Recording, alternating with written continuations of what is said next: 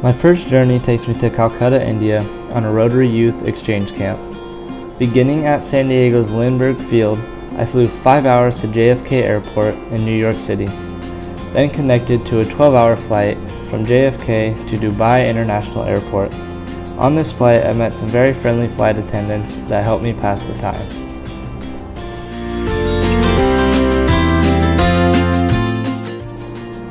I landed in Dubai in much need of some rest.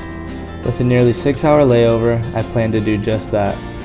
I got a room in the Dubai International Hotel. This hotel resides inside the airport, so there is conveniently no need to go through airport security again. After getting lost a few times finding my room, I finally made it. I had the room for 3 hours, just enough time to relax, regroup, take a nap, and clean up. A refreshing hot shower concluded my stay, as it was time to finish the 24-hour travel day. Before I knew it, I met 6 of the 8 others in my camp for a brief 4-hour flight to Calcutta. Once we landed and met our camp leader, we went through a tedious immigration process full of questions on why we decided to come to a non-touristy city on the other side of the world, a question I didn't even have the answer to. After some hard work deciphering the heavy accent of the immigration officer, we were off, through the busy city of Calcutta, capital of West Bengal, with a population of 4.5 million people. Although our stay was too brief to see the festivals and monuments they are known for, we did get to walk through the heart of their city, Park Street. The driving here was quite unusual to us foreigners, 1 American and 8 Europeans. For one, traffic signs were completely ignored, which already leads to mayhem. When you combine that with 60 or 70 unnecessary honks per minute, you have complete anarchy. To add on to that, cows roam the middle of the streets, and drivers are more cautious to avoid them than to avoid human pedestrians.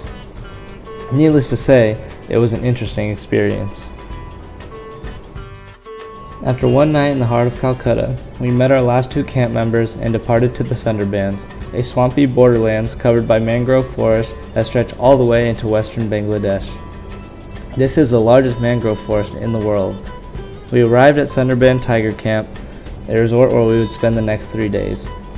We settled into our rooms before touring the resort and posing for some pictures.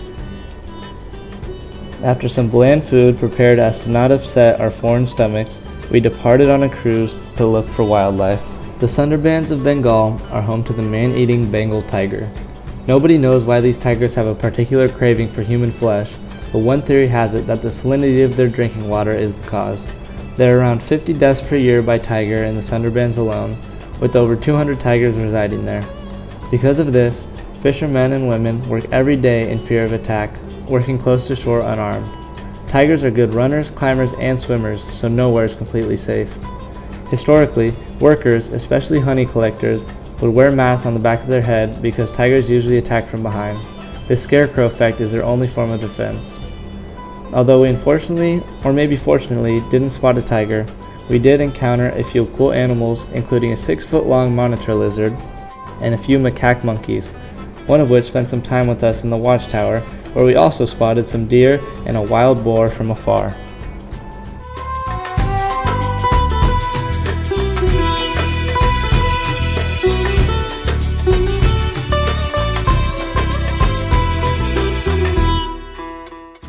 When we arrived back at the camp, we explored outside the gates. We encountered some locals, some who just stared curiously, something we would get used to throughout the trip, while some very kindly waved hello, or even introduced themselves. We loved these encounters, as Central Calcutta only welcomed us with wide eyes and straight faces that followed us everywhere we went. It is culturally normal in India, but we were not used to it.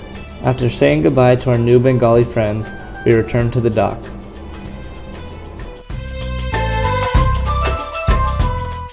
We again departed, this time in search for a sunset. This breathtaking sight was a perfect end to the day, but the night was just getting started.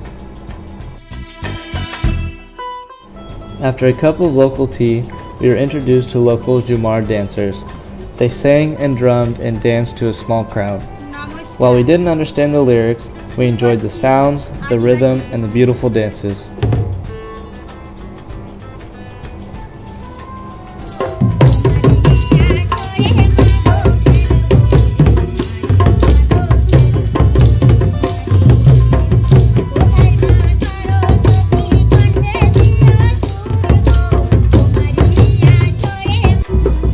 Impressively, some of the dances were even done while balancing objects on their head.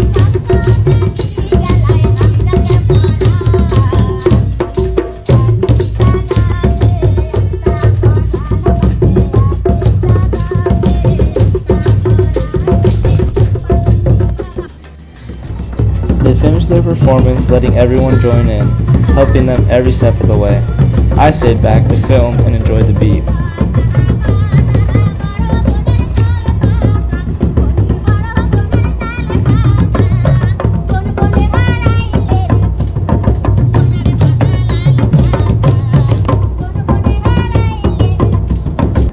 After a round of applause and some goodbyes, it was time to settle down.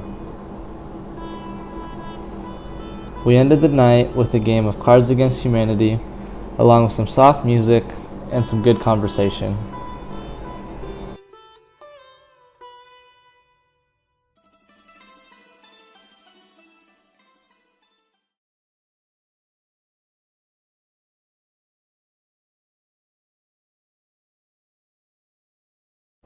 An early morning cruise led to some unenthused passengers. We were all half asleep, if not in full slumber, for the majority of the cruise.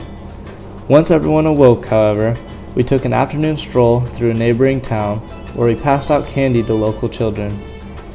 Though Indians pride themselves on not begging and working hard for their wealth, the children were not the least bit apprehensive to accept our offer of sweets.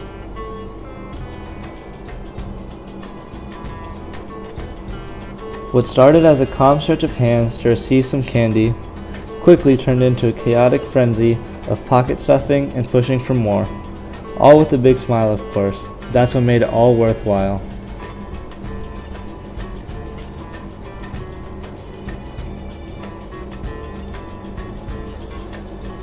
We then met some families at their homes who were very welcoming and greeted us with a namaste and a smile.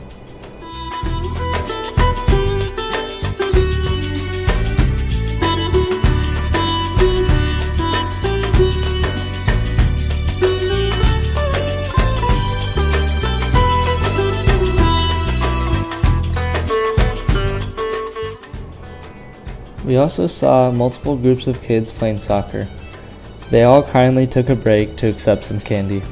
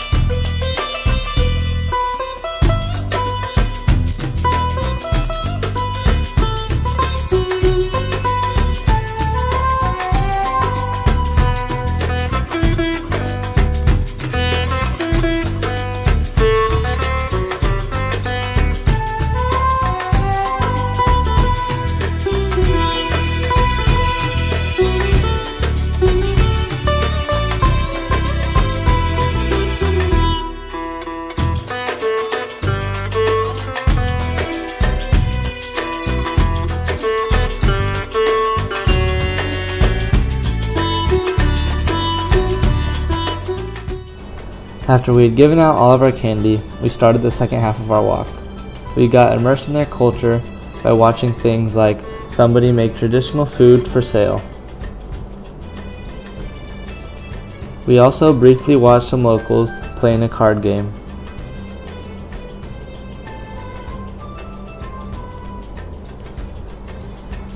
Our guide also took us to a typical house found in this community, made of mud wall and tree branches, topped with sheet metal as a roof. They also had homemade ovens where they would cook their food. We also saw many ponds where locals bathed. We ended the tour with another beautiful sunset behind the myriad of rice paddies filling the landscape.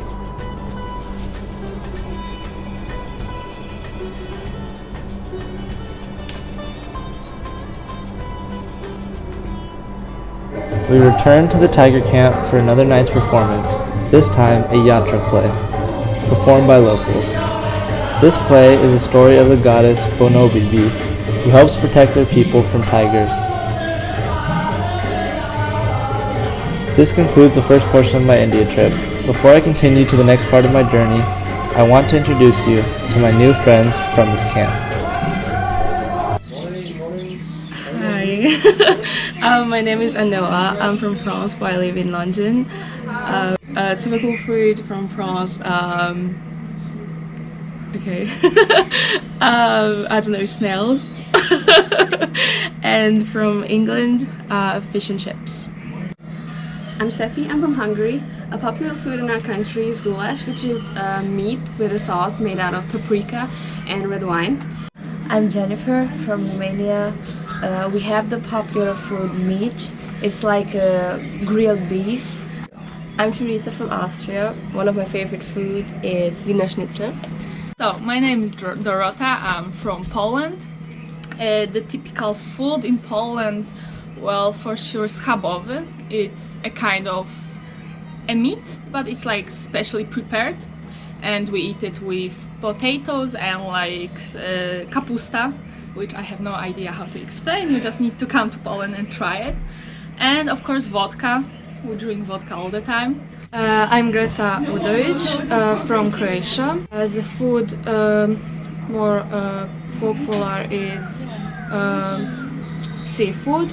I'm Claudia. I'm from Italy, and some typical food are pizza, pasta with ragu, pesto, and so on.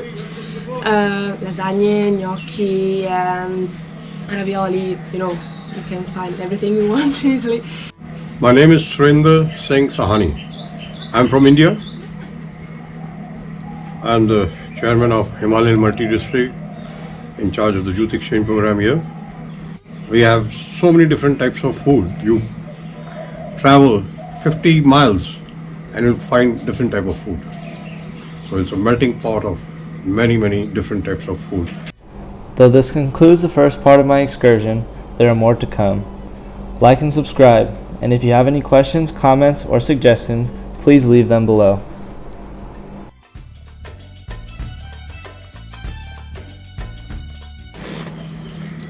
Where to next? E ora andiamo. Hova mész következőleg tovább? আপনারা কোথায় যাবেন? Koja je tvoja iduća destinacija? Gdzie idziesz dalej? Und wir sind jetzt mal departe. Und wohin gehen wir jetzt? On va où après?